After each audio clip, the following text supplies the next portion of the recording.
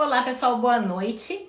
Sejam bem-vindos a mais uma live nossa de quarta-feira, sempre buscando trazer conteúdo para vocês relacionado com a Endurance, que esse é o nosso objetivo, o objetivo do nosso canal.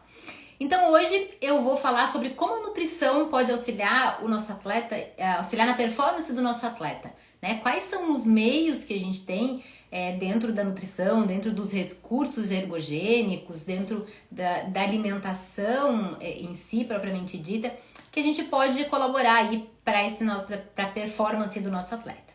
Bom, primeiro a gente precisa entender como é que é esse nosso atleta, né? Qual é o histórico dele? O que ele busca o que ele busca dentro desse auxílio na alimentação, né? Se ele é um atleta que já vem de algum esporte, qual é a modalidade que ele vem, há quanto tempo ele está no esporte, isso também é importante a gente ter conhecimento, há quanto tempo que ele está na modalidade ou nas modalidades, se ele está encarando aí esse objetivo dele do ano, né? O objetivo do macrociclo dele pela primeira vez, ou se é um atleta que já está aí na sua terceira, quarta prova de endurance. Então, metabolicamente, tudo isso o atleta vai responder diferente conforme for o nível de treinamento que ele está e adaptação à modalidade. Então, essa adaptação dentro do endurance, ela leva um pouco mais de tempo, né? Então, muitas vezes vocês vão ver o atleta chegando no consultório e ele tá com um objetivo de endurance, que é um objetivo grande, né? Falando de metabolismo, e ele tá com esse objetivo com curto tempo, né? Com curto espaço de tempo para treino e para todas as adaptações. Então, também a gente precisa conversar com ele e orientá-lo, né? Para ele conversar com o treinador e ver se esse aí já é o melhor momento para ele encarar uma prova de endurance, a gente sabendo de tudo que acarreta isso metabolicamente falando. Então, a gente precisa entender, primeiro a gente tem que partir daí, entender que organismo é aquele que a gente vai estar orientando, que a gente vai estar fazendo, tendo essa conduta nutricional. Outro ponto importante antes da gente olhar para o atleta, a gente precisa olhar para o ser humano, né? Então, a gente precisa ver todos os fatores que também vai estar relacionado com o rendimento dele, então ele não consegue buscar uma performance, não consegue chegar na melhor performance dele, se ele tem um organismo aí que tem alterações metabólicas, né? Então eu costumo pedir para os meus atletas no início de temporada sempre vários exames onde a gente pode estar avaliando se tem alguma deficiência, né? Deficiência de algumas vitaminas, deficiência de minerais, como é que tá a questão de hemograma, então como é que tá o ferro, ferritina, então todos esses exames que a gente consegue relacionar e que vão ter um reflexo, né, no rendimento do nosso atleta, é bom que a gente esteja pedindo no início da temporada, assim, a gente consegue conduzir com muito mais qualidade e buscando sempre a performance, mas a performance é a cereja do bolo, né? Se a gente não organizar tudo antes, organizar esse organismo, a gente pode ter respostas, mas poderiam ser bem melhores, né? Então a gente precisa assim avaliar como é que tá o sono desse atleta. A gente sabe que o rendimento está muito relacionado ao sono, então aquele atleta que não tem boas noites de sono, ele não consegue recuperar. E daí a gente tem as fases do sono, que é importante a gente atingir aí, a primeira fase do sono, onde a gente tem o processo cognitivo, a ênfase no processo cognitivo. A segunda fase do sono, onde a gente tem o processo de recuperação mais acentuado. Então, aquele atleta que acorda muito na madrugada, até mesmo para ir no banheiro, para urinar, e a gente tem que conduzir isso para que ele consuma menos líquido nesse horário próximo do sono, para evitar que ele acorde de madrugada, que ele levante. A gente sabe que vários hormônios são produzidos naqueles horários ali principais do sono, né? Quando a gente entra nessa fase mais específica do sono. Então é importante a gente estar conduzindo também isso, conhecendo a qualidade do sono desse atleta, e se ele não consegue ter uma qualidade ainda, a gente vê como tá melhorando isso, né? Com a própria alimentação. Tem um estudo do ano de 2018, eu acho que falou sobre o uso do kiwi, e eu aplico muito isso na minha prática com os atletas, e a gente tem ótimas respostas, né? O kiwi ali como ceia da noite Então ele vai ter uma resposta ali de aumento de triptofano, de serotonina, que vai melhorar a qualidade do sono. Eu gosto bastante de utilizar chás também, chá de mulungu, chá de camomila, passiflora. Então são condutas nutricionais que a gente consegue ajudar muito o nosso atleta na questão de sono. Outro ponto que é importante, a gente também está avaliando nesse primeiro momento com o atleta, o funcionamento, o intestino dele, né? Tanto a parte da evacuação quanto consistência, tá vendo como é que é o processo, entendendo como é que é o processo digestivo dele, né? Se ele tem alguma alteração, que possa estar nos respondendo a alguma alteração gastrointestinal. E isso tudo a gente precisa organizar, né? A gente precisa modular isso tudo antes da gente pensar realmente em performance. Porque muitas vezes o atleta chega no consultório já querendo um monte de suplementação e querendo que a gente faça um plano que ele vai utilizar aí por todo o ciclo de treinamento dele. E a gente sabe que não é assim, né? A gente sabe que ele precisa, que a conduta nutricional, quando a gente fala de rendimento principalmente, ela precisa andar junto com os treinamentos, né? Com o planejamento de treinamento, com o ciclo de treinamento, a periodização. Então eu sempre falo pro atleta, eu dou ênfase nisso, né? Que a gente precisa respeitar cada fase de treinamento. E hoje a gente tem várias dietas, várias estratégias nutricionais que a gente consegue estar utilizando conforme o ciclo de treinamento que o atleta tá. Então, se a gente analisar agora, que a gente tá num período de base ainda de treino agora, tá começando os treinos mais específicos, um pouco para quem vai fazer as provas ali na metade do ano, mas já tem prova, tomara que tenha, né? As provas agora em março, a gente já tem prova de ultramaratona, prova importante, de distâncias longas. Então o pessoal já tá num volume grande de treino nesse momento. Então, para quem tá no período de base, a gente pode utilizar as estratégias nutricionais. E daí a gente fala de dietas, né, de estratégias com aporte menor e o jejum intermitente, com os jejuns, onde a gente consegue estimular aí vias metabólicas diferentes, principalmente as vias metabólicas lipolíticas. Então, esse é um momento para isso. Então, olha como é importante a gente estar respeitando cada fase do treinamento, né?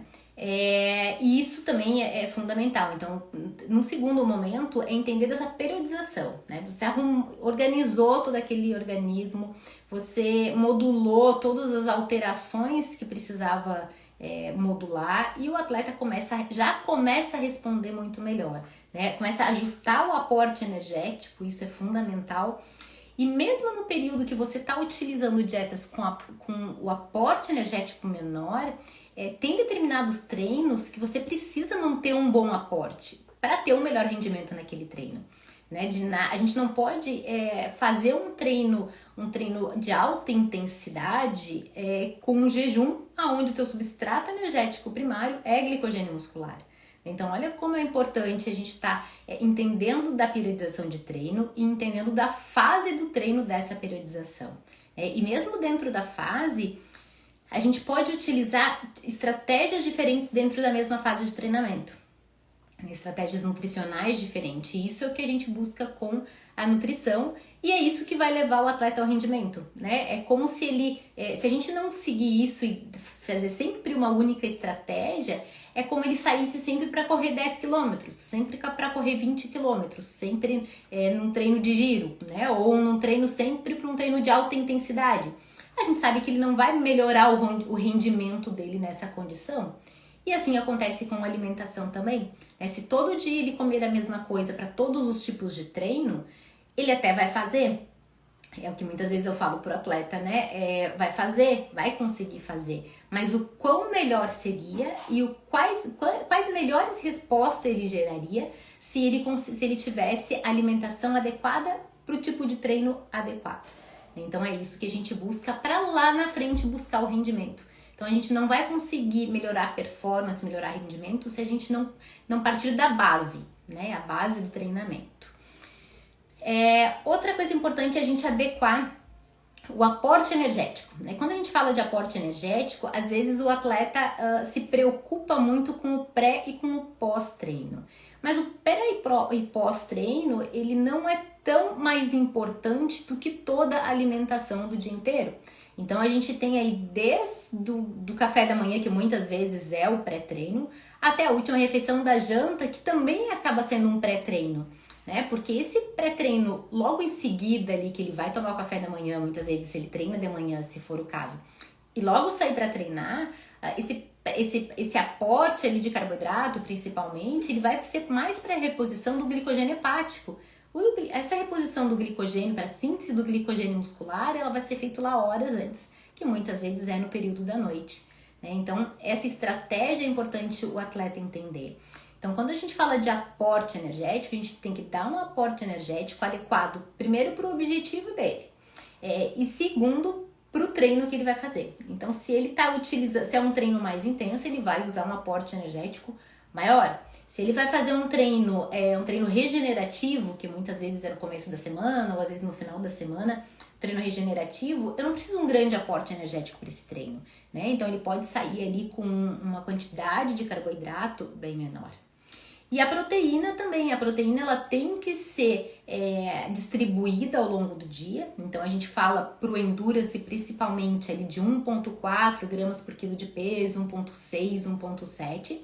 Claro que isso o que vai determinar é o objetivo e a composição corporal desse atleta. Então se é um atleta que ele tem uma perda de um catabolismo proteico, né? Uma perda de massa magra muito significante, a gente vem acompanhando sempre isso, eu vou dar um aporte um pouco maior de proteína, vou chegar em 1,7, 1,8. E tem atletas que não, atletas que eu vou conseguir trabalhar ali em 2,5, 2,4, né? Um atleta que tem um volume de massa magra muito grande, que tem uma certa facilidade para ganhar massa magra, então esse atleta eu vou trabalhar com um aporte de proteína um pouco mais baixo para otimizar também a recuperação depois do treino. E a gente tem que sempre lembrar que o carboidrato com essa proteína depois do treino, eu vou ter conseguir ter uma ressíntese de glicogênio muscular muito mais rápida, né? Daí eu consigo colocar um pouco menos de carboidrato se eu associar o carboidrato e a proteína para essa ressíntese de glicogênio. Principalmente se esse atleta tiver dois turnos de treino, né? Que muitas vezes, tanto o triatleta quanto o ultramaratonista, às vezes para somar volume de treinamento da semana, ele tem que acabar treinando 2 vezes no dia, ou 2 modalidades, ou até mesmo a mesma modalidade, né? Então isso ele tem que ter uma boa ressíntese do glicogênio muscular do primeiro treino, já fazendo um bom aporte para o segundo treino, né? O segundo treino, mesmo que vai ser lá no final do dia, esse aporte de energético, o aporte do glicogênio muscular, ele pode ser já feito lá no período ou no almoço ou no período da manhã ainda, ele já começa a fazer essa ressíntese ali. E isso vai melhorar tanto a questão de evitar lesão, principalmente, melhorar a questão da reposição para o treino seguinte, até mesmo para a imunidade, fundamental a gente ter essa reposição, tanto de proteína quanto de carboidrato, para a questão da imunidade.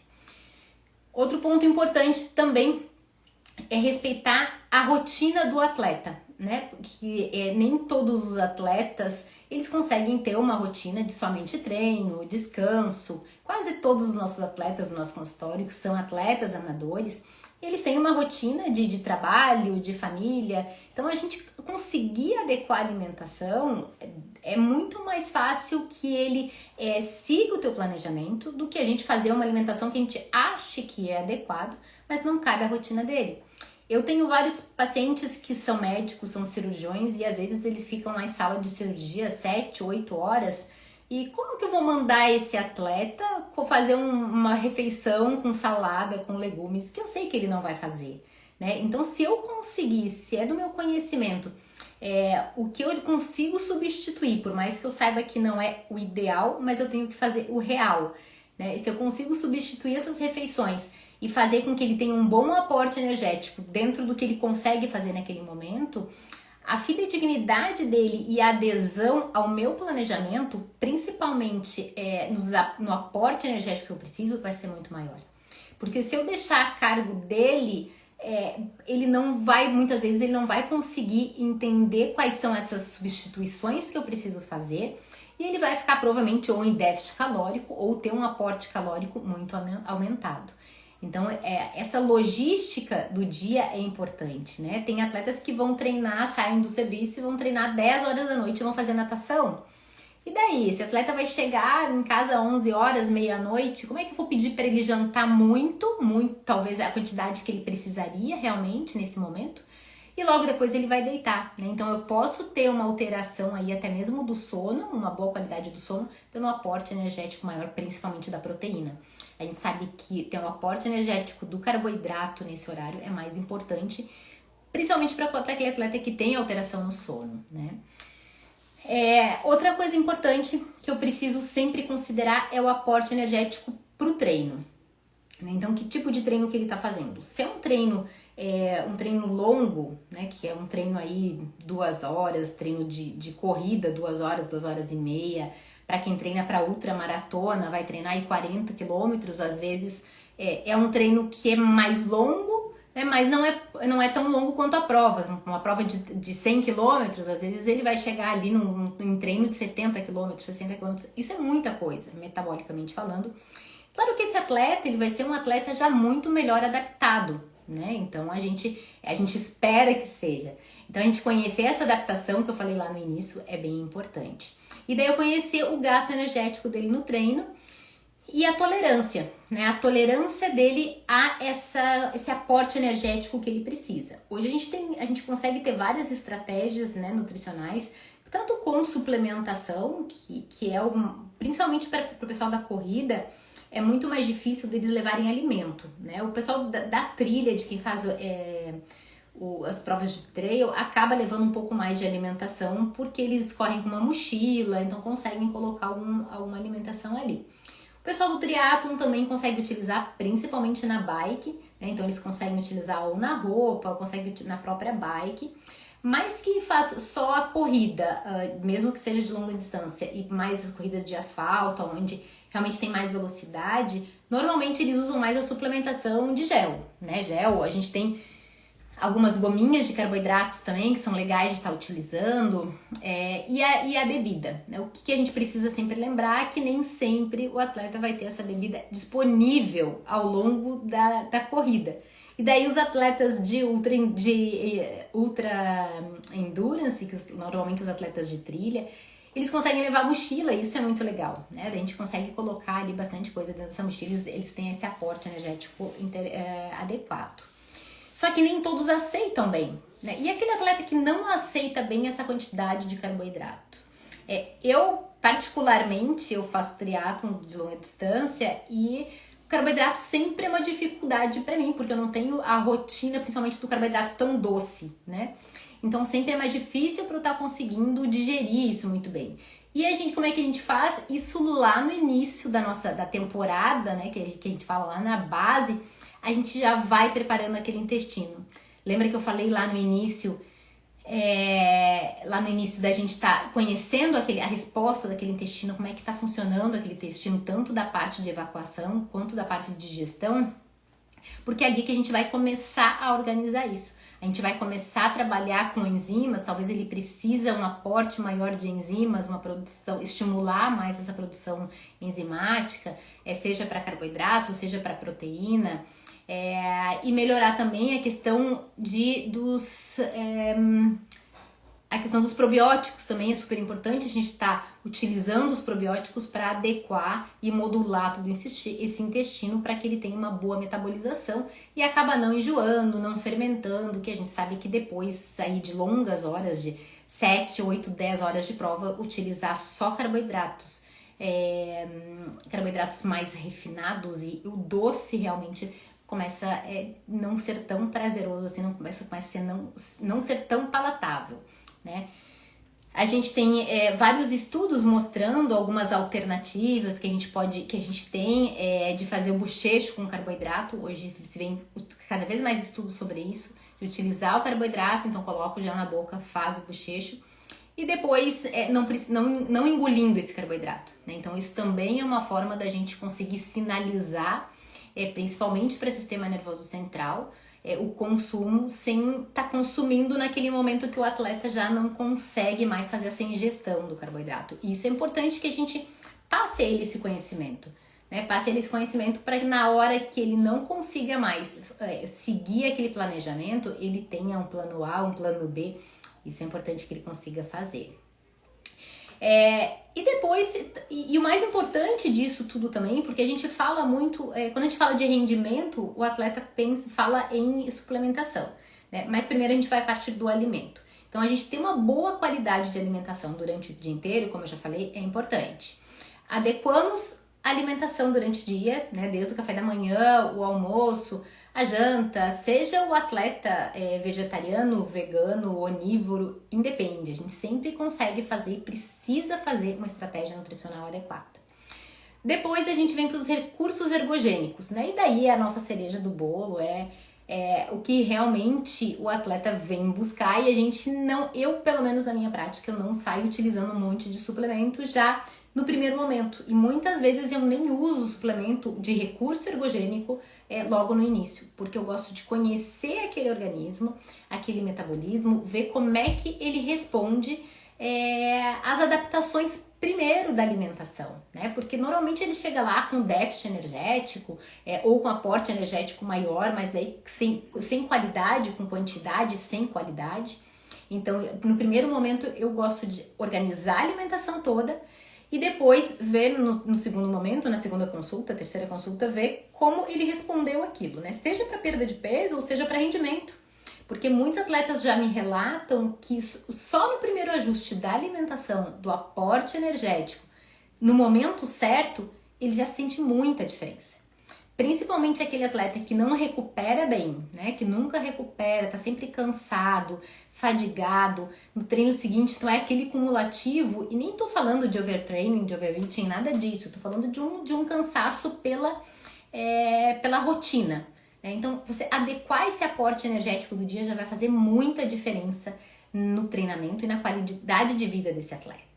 E depois, sim, a gente começa a passar para os recursos ergogênicos. E os recursos ergogênicos, o que a gente tem realmente de evidência científica, né? A gente tem a creatina, que quem me conhece, quem é meu paciente, os nutris também que fazem aula comigo, sabem que eu gosto muito da creatina, adoro, uso bastante na minha prática clínica. Então a gente tem com evidências a creatina, a beta-alanina, o bicarbonato, a cafeína e os nitratos, né? São esses que a gente tem evidências. Mas tem outros inúmeros suplementos fitoterápicos também, com baixas evidências, mas que são promissores. E aí a gente tem a ciência estudando cada vez mais e avaliando esses suplementos, né? Aí eu gosto de utilizar, e a gente sabe que muitos deles a gente precisa fazer ciclos quando a gente quer utilizá-lo como recurso ergogênico. E a creatina é uma, né? A creatina tem várias funções metabólicas, desde a função cognitiva, da parte cognitiva, para a recuperação de glicogênio muscular, otimizando a recuperação, né? Otimizando aí o glicogênio muscular, o aporte, a síntese do glicogênio muscular. Então a gente tem várias funções no sistema imune também, tem várias funções da creatina. Se eu quero utilizá-la como recurso ergogênico, a gente sabe que a melhor resposta, o pico de resposta dela é em 2 meses, né? Normalmente ali em 60 dias. Então daí sim a gente vai fazer um ciclo. E o que eu faço? Eu pego a prova e conto da prova até o momento que eu tô, 2 meses, e assim eu vou ciclando para esse atleta que quer utilizar como recurso ergogênico. Senão a gente vai utilizá-lo por mais tempo, sem nenhuma restrição.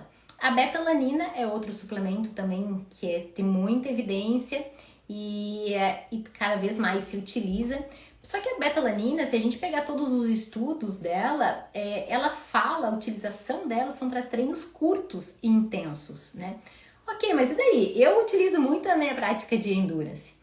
Mas se a gente for pensar mesmo no treinamento de endurance, a gente tem os treinos intensos, que são os treinos intervalados, os treinos curtos e intensos. E aí a gente vai ter um benefício da beta-alanina. E a beta-alanina a gente tem um melhor benefício, uma melhor resposta quando é utilizado de uma forma crônica. Então a gente precisa estar utilizando aí também 60 dias. E a gente também já sabe que utilizar essa duplinha da beta-alanina com a creatina, a resposta é muito mais interessante. Então, fazer um ciclo de beta-alanina com creatina 2 meses antes da prova-alvo pode ser um bom recurso ergogênico, né? Claro que a gente tem que avaliar aí o atleta também, né? A gente tem que avaliar as individualidades do atleta, mas eu gosto bastante de estar usando essa duplinha aí.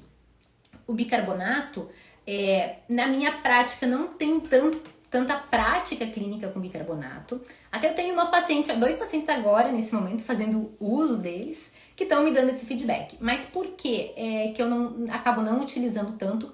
Um pouco por receio mesmo. Por receio que quase todas as evidências, os estudos que tem em cima do bicarbonato têm respostas super interessantes, porque ele é um tamponante extracelular, é diferente da beta-alanina, que é um tamponante intracelular.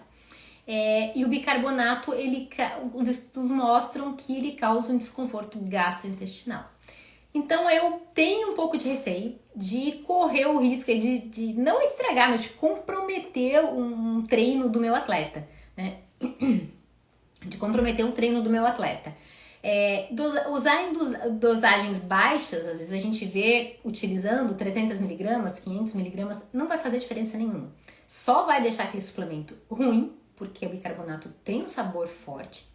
Encapsulado nessa quantidade não vai ter resposta nenhuma. Todas as evidências nos mostram em torno de 20 gramas. 20 gramas vai ser uma colher de sobremesa, uma colher cheia. Então é bastante coisa para que se tenha uma resposta.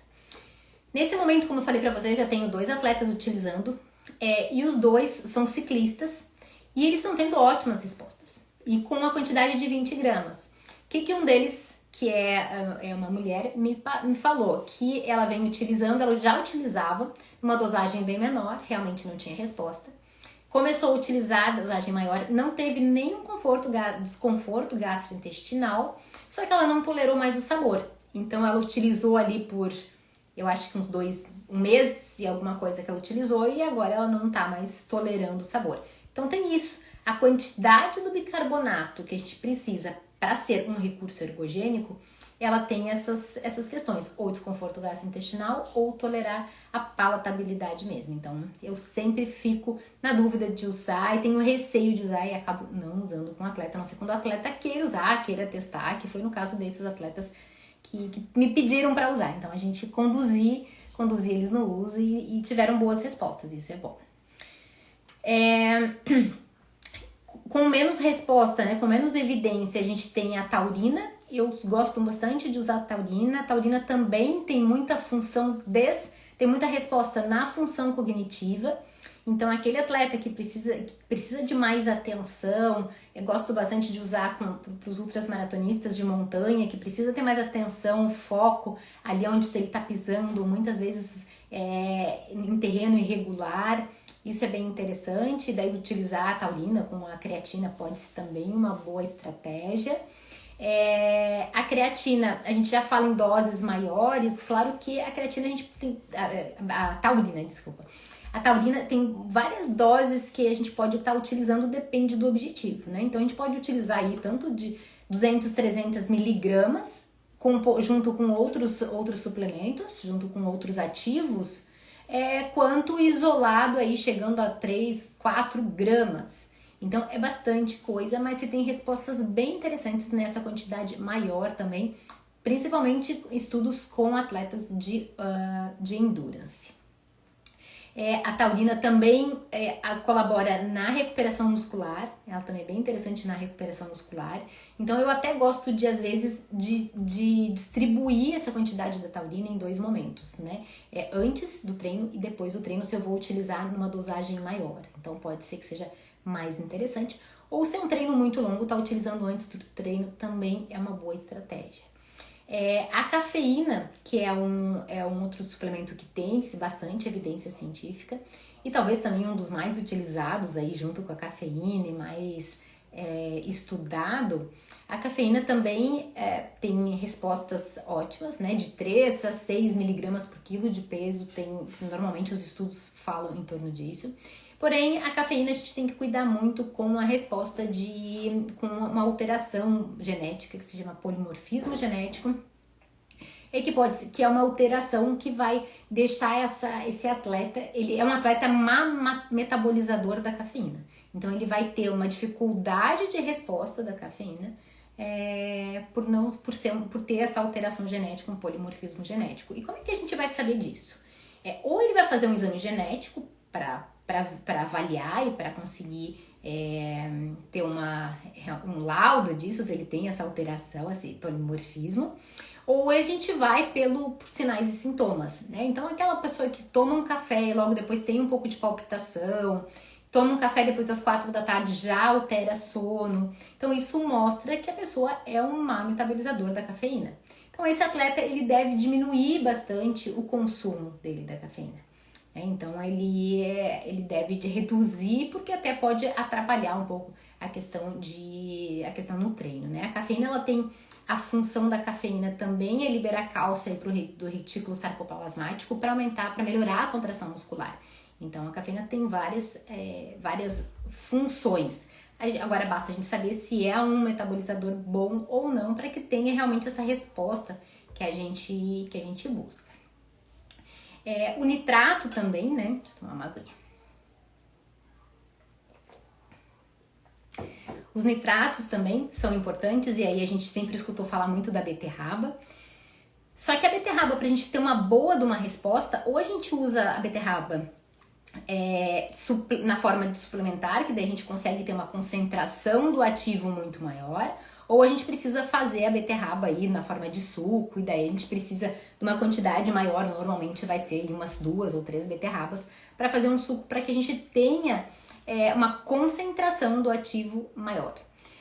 Então a gente precisa ter, ou precisa ter essa concentração maior, ou precisa ter essa beterraba já liofilizada aqui na forma de suplementação, que eu gosto bastante de utilizar e funciona super bem. Só que a beterraba tem a questão de gostar de beterraba ou não, né? Porque ela tem um sabor bem marcante, enfim. E o uso do beterraba, ela pode ser usado agudo também. Tem evidências mostrando que a utilização aguda antes do treino é interessante para o treino, porque ela vai causar, o nitrato vai se transformar em nitrito, ele vai causar uma vasodilatação e a gente vai ter uma resposta aí aguda no treino. E depois do treino ela vai ajudar muito também na recuperação muscular. Então, tanto a beterraba quanto os outros alimentos, todos e os suplementos, né, que vão ajudar nessa parte de vasodilatação, vai ter mais ou menos a mesma resposta. O importante sempre é a dosagem, a quantidade. Outro ponto super importante, que fica por último, mas a gente não pode deixar de falar. Até ontem eu estava gravando a nossa aula do nosso curso de formação em nutrição e endurance sobre hidratação.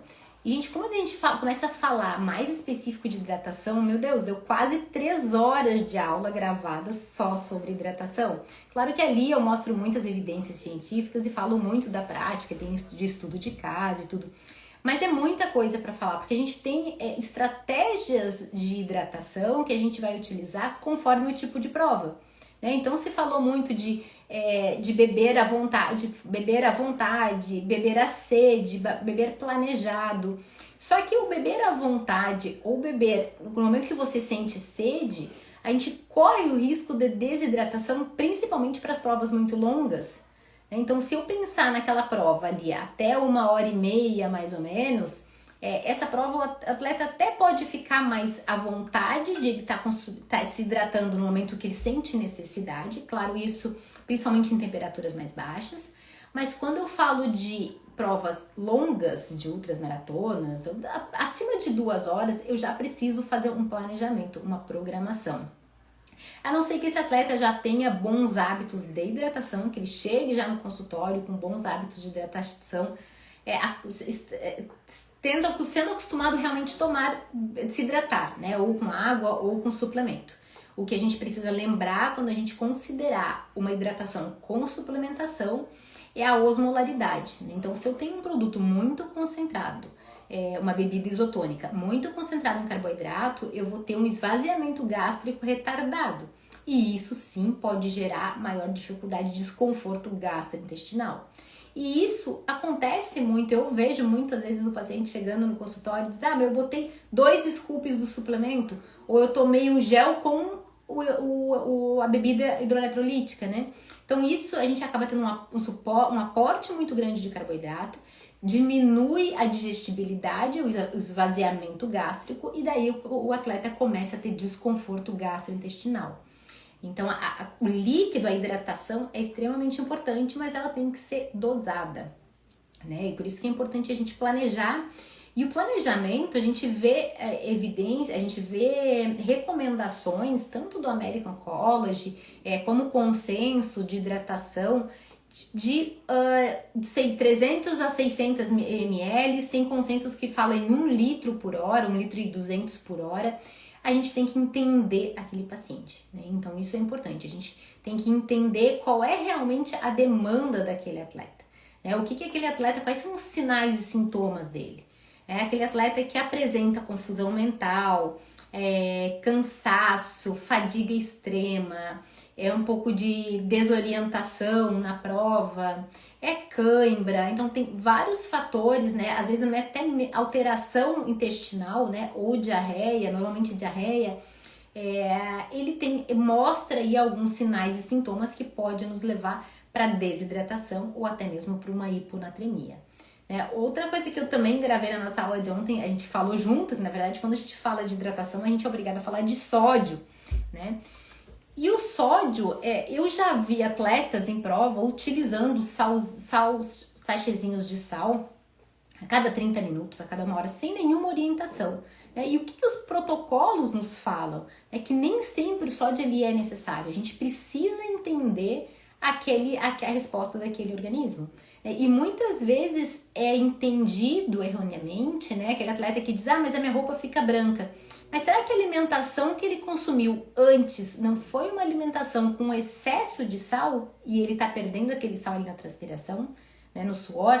Então isso a gente tem que considerar. O atleta que nada, muitas vezes antes de correr ou antes de pedalar, que ele vai sair com a roupa, que daí ele vai relatar que a roupa ficou branca.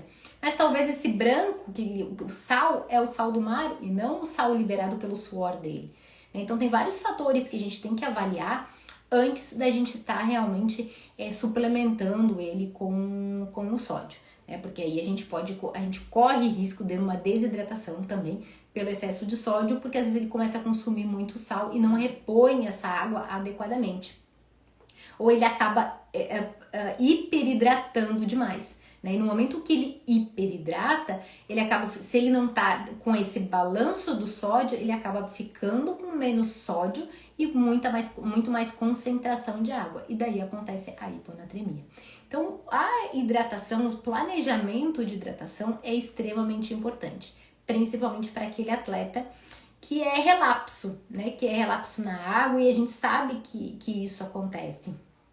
Eu gosto bastante pro pessoal do ciclismo, de trabalhar com a água ali no aerodrink, porque é uma forma da gente lembrar que tem que tomar água, assim como na mochila de hidratação do pessoal da ultramaratona, na mochila de hidratação também colocar água ali, e não o suplemento, porque é importante que a gente fique alternando entre as bebidas, mas o aporte de água é fundamental, porque senão fica só no a bebida carboidratada, que também não é interessante ficar utilizando frequentemente ou somente a bebida carboidratada.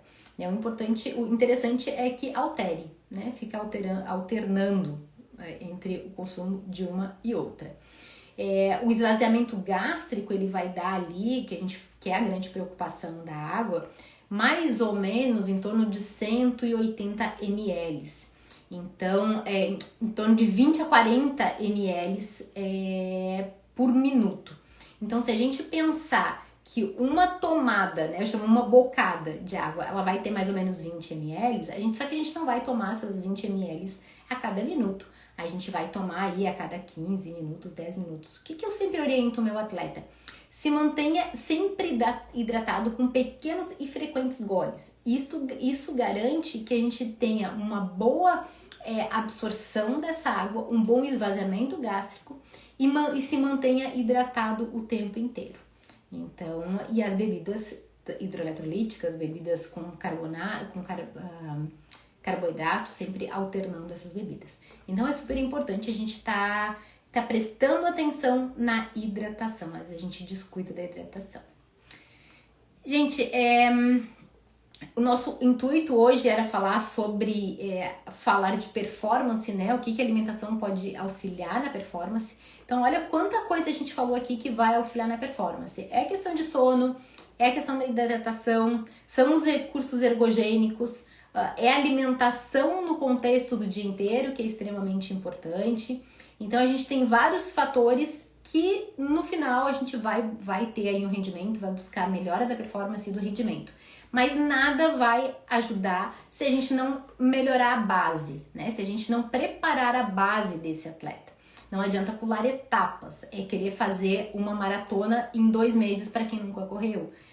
Vai fazer? Talvez até faça, mas depois vai ter lesão, depois muitas vezes ficam frustrados. Eu já vi muito atleta fazer provas de longa distância, Ironman e enfim, essas provas mais longas e depois não querer mais saber de prova, acabar vendendo tudo, ou talvez porque não atingiu o rendimento ou porque sofreu demais na prova.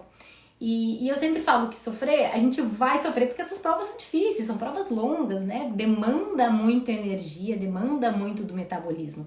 Mas quanto melhor preparado a gente estiver, melhor. E essa preparação a gente faz desde a base, né? Desde a base, desde o momento que você planeja fazer a prova, já planejem fazer a periodização de treinamento junto com a periodização nutricional. E daí sim a gente consegue desenhar e conduzir o atleta para que chegue lá na prova, daí realmente no melhor da sua performance, buscando resultado, muitas vezes busca resultado, às vezes não, às vezes busca só completar, mas mesmo para completar, todo mundo quer completar bem a prova. Então, pensar em todas essas situações que a gente falou aqui, pensar depois na recuperação é extremamente importante, então a gente precisa pensar nesse atleta no contexto inteiro. Deixa eu ver, Simão está perguntando, uma oscilação na dieta dias antes da prova pode prejudicar a performance? Como assim uma oscilação, Simão? Não entendi. Você fala de aporte energético, é isso? Então, se for questão de aporte energético dias antes da prova, cada vez mais as evidências, antes se falava de uma janela aí de 7 dias, né, de 5 dias, de aumenta carboidrato, diminui treino. Hoje a gente já fala de 1 ou 2 dias só desse aporte aumentado, de aporte energético. Então é isso que eu tô explicando. Hoje a gente tem evidências já mostrando que 1 dia já é suficiente, porque a gente tem uma capacidade limitada de aumento de acúmulo de glicogênio muscular. Então não adianta ficar ali 4, 5 dias tendo esse aporte de carboidrato maior para aumentar, fazer síntese de glicogênio e reserva de glicogênio muscular, porque o nosso organismo não é capaz, nosso músculo não é capaz de estocar muito mais do que ele suporta. Então provavelmente, o que se fala hoje é da gente ter aí, eu continuo trabalhando ainda em 2 dias, essas evidências são mais novas aí de 1 dia, mas normalmente para as provas longas eu faço um aporte energético, principalmente de carboidrato, não de proteína, bem pelo contrário, a proteína eu acabo reduzindo bastante. Isso eu tô falando da minha prática clínica, tá? E o que a gente vê nas evidências, né? Muito da nossa prática clínica, a gente é guiado pelas evidências.